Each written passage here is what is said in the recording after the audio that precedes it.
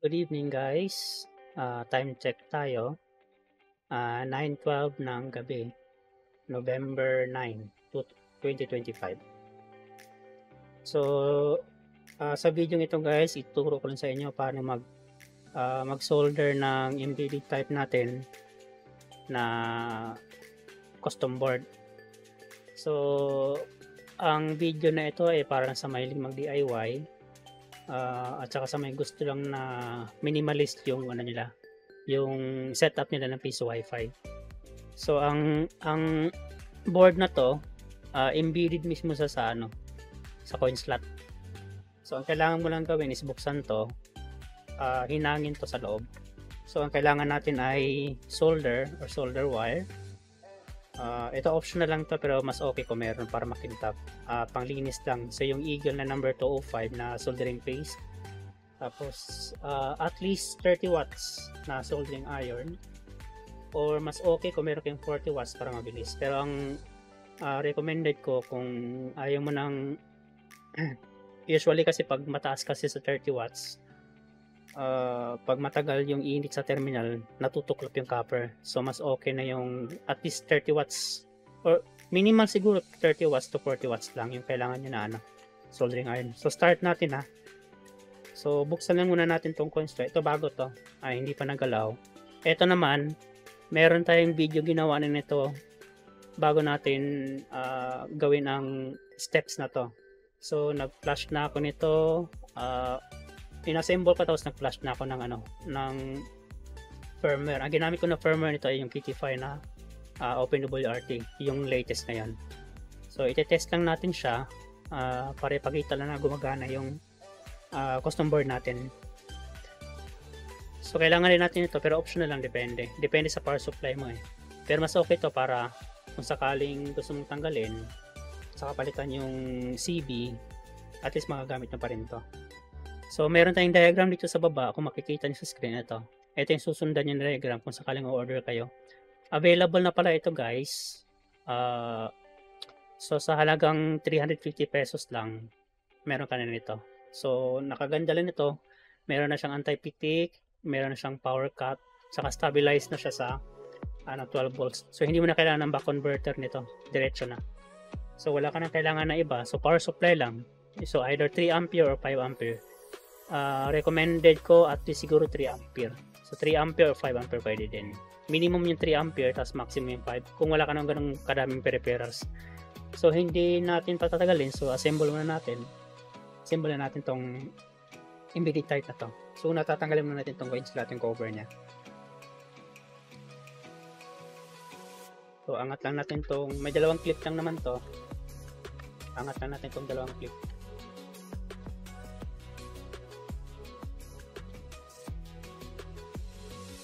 Ayan lang. So ayan lang siya. So ilalagay natin ito dito. Ganun lang. So ang coin pin, meron itong 4 na terminal, itong 12 volts.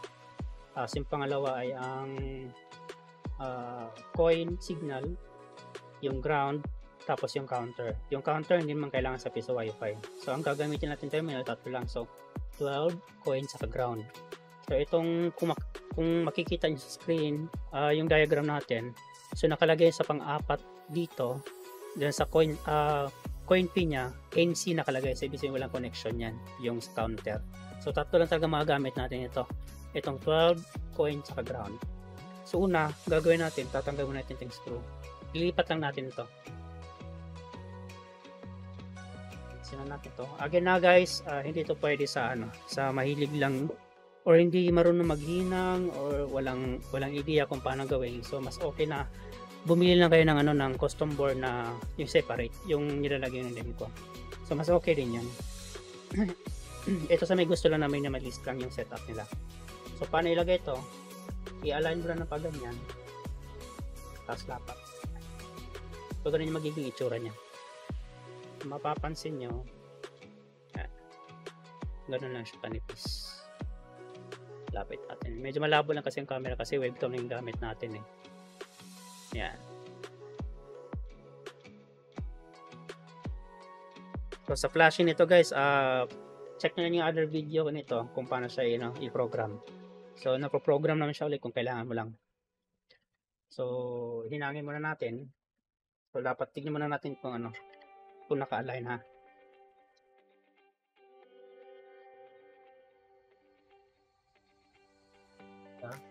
So, hinangin na natin. So, sa paghihinang, so may technique ng paghihinang sa ano, mga terminal. Yung iimitin mo yung terminal, hindi ito. Kasi yung iso-solder mo, idudugtong mo yung terminal, hindi naman ito eh. So, hinangin lang natin. Terminal, tapos lalagay ito.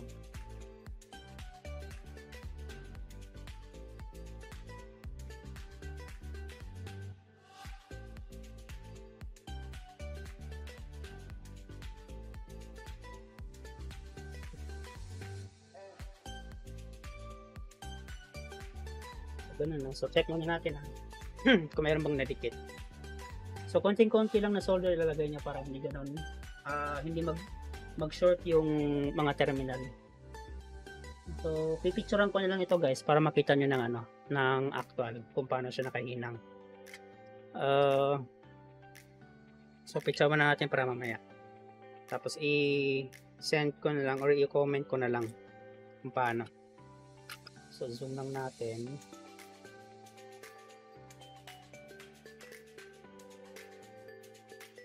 Pakita lang natin kung paano kalinis yung gawa natin. So, ayan. So, na-picture na natin.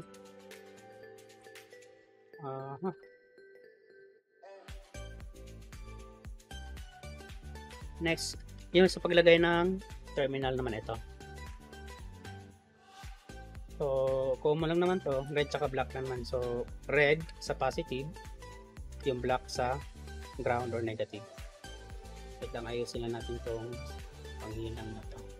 Yung terminal, yung wire na to. Para kumapit yung lugtong niya, yung panghinang niya mismo sa terminal.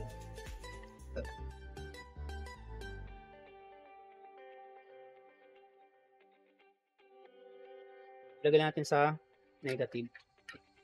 So, yung ground.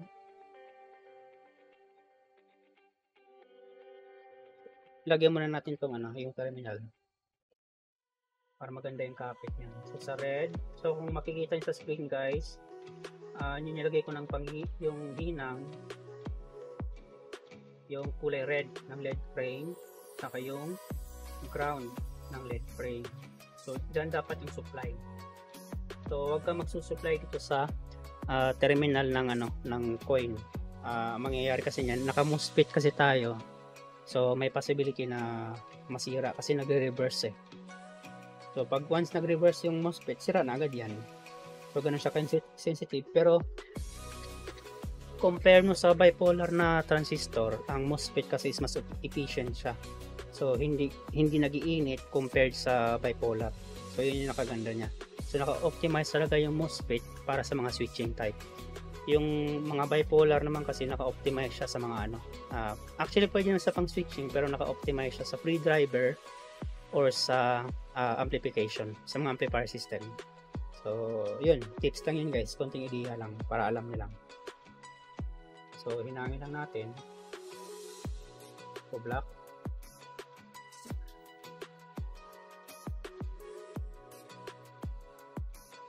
So, kalimutan maglagay ng soldering paste para maganda yung hinang niya. Ganun ka tumitignan. Tignan natin. Tapos, linisin natin.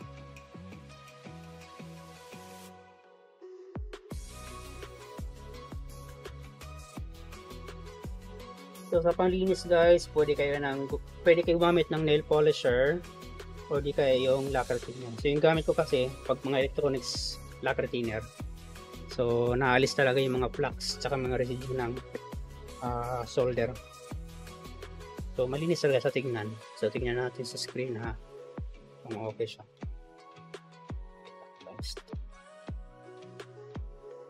So, ganun lang siya. So, picture muna natin. Comment natin mamaya. So, ganun lang guys ha. So, makikita nyo to ground, tsaka red. Okay.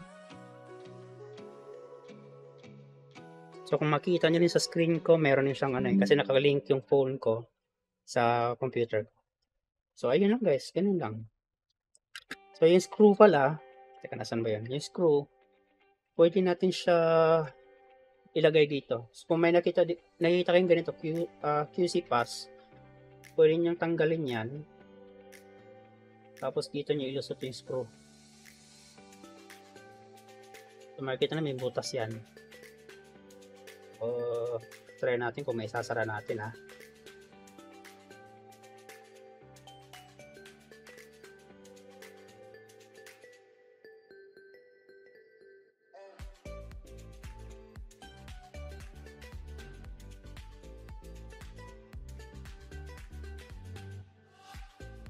Yon. So ayun yung magiging itsura niya. So mapapansin nyo, medyo may angat siyang konti pero tolerable siya. So either pwedeng ibalik yung screw o hindi. So try natin ibalik yung screw. Wala pwede. So kahit hayaan na natin ng ganun. Kasi may takip naman. So try natin paandarin. Ito pala guys, na-connect na natin to ha. May firmware na yan. So ang kailangan natin ay power supply.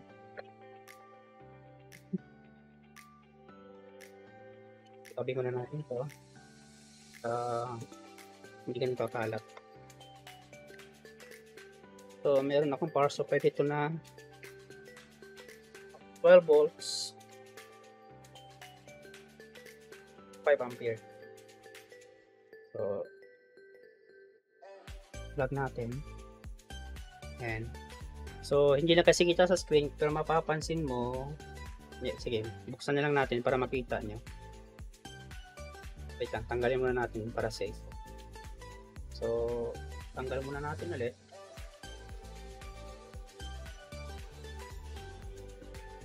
Yan, para makita nyo lang gumagana. So saksak natin. So wait lang natin itong mag-green. So kapag nag-green yan, ibig sabihin connected na sa ating controller. Ito kasi pinlash ko na kaya meron na siyang firmware, kaya umilaw yung green. Ibig sabihin niya status niyan okay. So try natin hulugan. Wait lang. Meron tayong isang phone. Try natin siya hulugan. So connect muna tayo sa piso wifi natin. So yung piso wifi natin, ang piso wifi natin na system pala guys gamit ay TT5.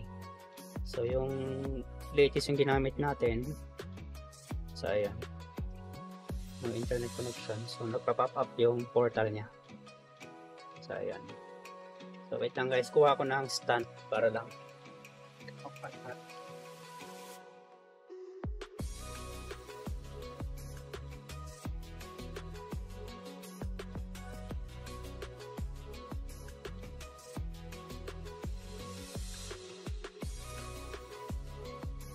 Ay, sorry.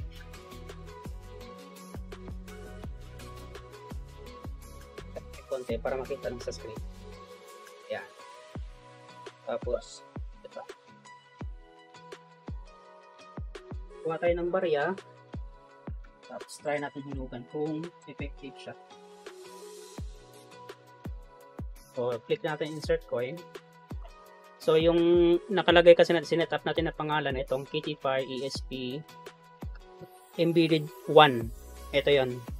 Kasi yung una natin, although embedded lang to, pero sa iba naka-setup eh. Ito yung existing. Ito yung bagong setup natin.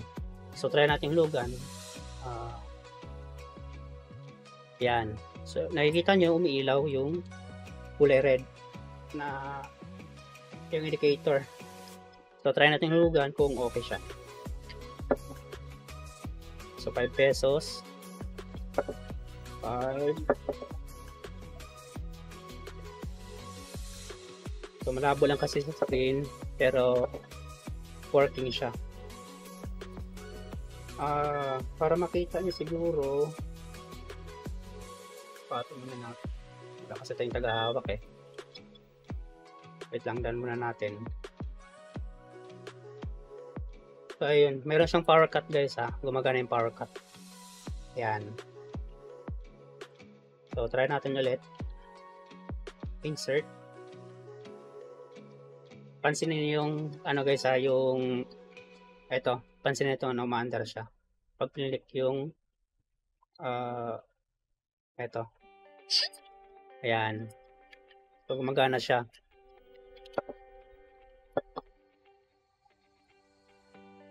Try ulit natin kung meron siyang ghost credit. Ayan. So, okay siya. Gumagana yung system natin.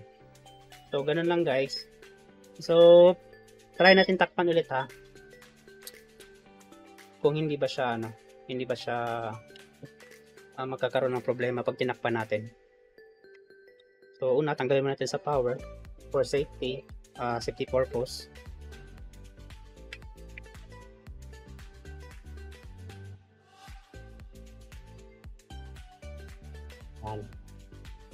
So ito guys, itong mga terminal na to, wag nyo nang gamitin yan. Wag nyo lalagyan ng supply yan kasi masisira yung MOSFET. So sa Kitify, down lang natin, tapos enter, or pass na lang natin. Pwede naman.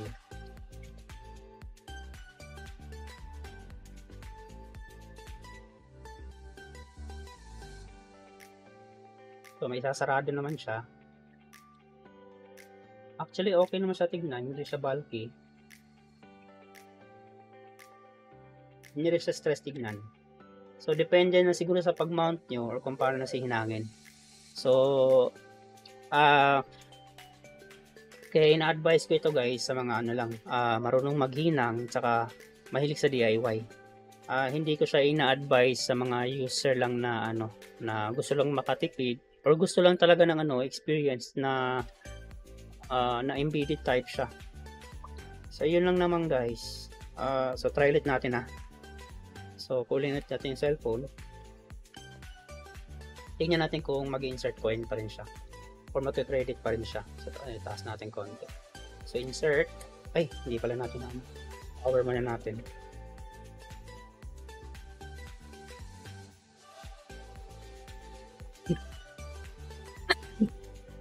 Excuse. So, wait lang natin mag-green. So, makikita mo. Hindi kasi makita sa loob eh. Ayun. So, nakita ko na may nag-green na sa loob. So, pwede na. So, insert. Ayan. So, umilaw siya. Pulugan natin.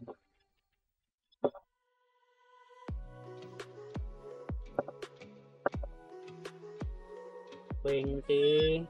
Puro 5 lang to guys ha. Kasi wala lang naparehas. Testing lang naman to. Pinapakita lang natin na gumagana yung board natin. Ayan. So far okay naman. So click natin yung done.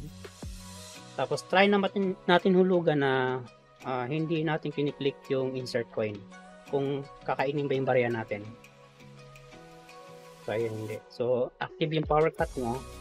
Saka gumagana yung anti-pitik niya.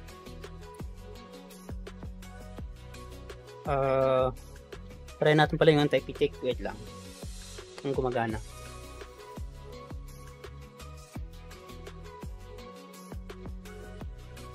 Anti-pitik, gamit na tayo ng malakas na kuryente. Ito. So zapper or stun gun to eh. So hindi lang kasi lumalabas yung sound sa ano kasi naka noise removal yung computer ko. Kaya hindi siya maririnig yung ano, pero malakas yung kuryente niya. So try natin kung gumagana yung anti-pitik niya. So insert coin. Embedded. Kung natin hawakan, kukuryente tayo eh.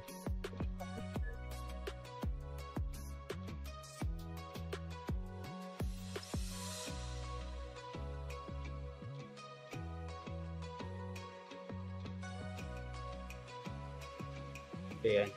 So okay siya. So wala talaga siyang tago.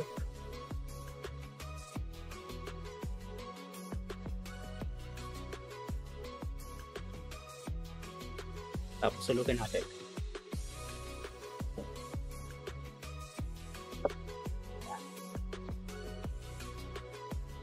Wait lang, hanggang up. Ayun, okay na pala.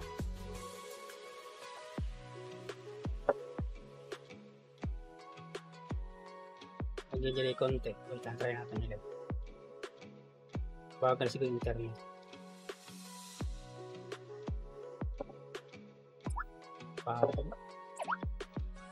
So, okay pa rin siya. So, hindi siya nasira or hindi siya tinabla ng pitik. So, ayun. So, gumagana guys. So, kung gusto niyo na mag-order guys, available na po ito sa halagang 350 pesos yung CB lang mismo. So, yung itsura niya ganun lang. Ganun na mismo.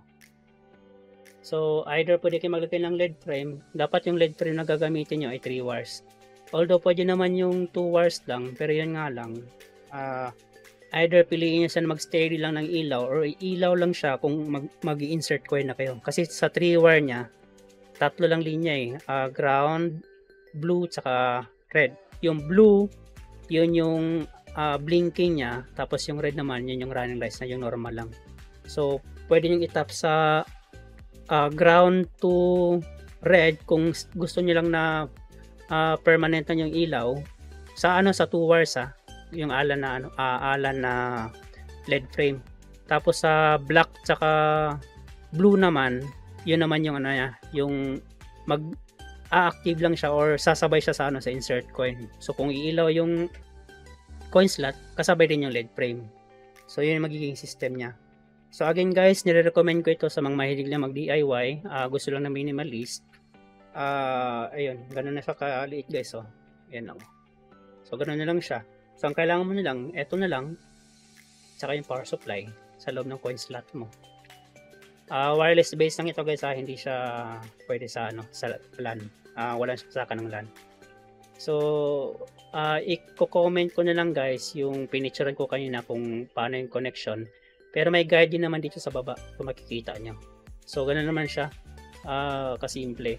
So may button lang. So meron na itong button sa insert. Tapos may button din sa reset. Itong reset para to sa sa Wi-Fi eh. Yung A0 nila na reset system. Tapos coin frame, power supply. Tapos yung connection na sa coin slot. Yan lang. So basta nakahinang lang. Ayun lang naman sa coin slot. Yung tatlong wire lang. 12 volts, coin, saka yung ground. Yun lang. Wala nang iba. So na-test ko na rin ito. Meron ako ng kababa dito. Siguro mga almost 3 weeks na. So far okay naman. Tapos meron nila akong pinatest na beta. Wala pang feedback pero siguro okay na rin yun. Basta guys, in case na kailangan nyo, ang presyo na ito is 350 ang isa. Sa available na ito guys, i-PM nyo na ako. So ang board nito manipis lang siya, nasa almost mga 5 or 6 mm lang, mga ganun lang. So masasarado mo talaga sa sa coin slot niya. So yun lang guys. Salamat sa panonood at magandang gabi.